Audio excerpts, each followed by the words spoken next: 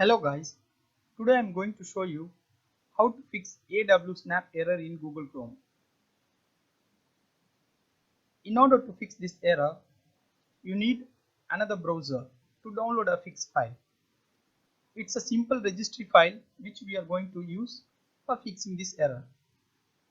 I have provided the download link of this file in the description. Open your Firefox browser, copy this link,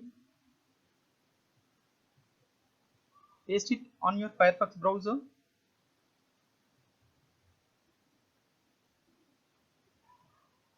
Click download, save it,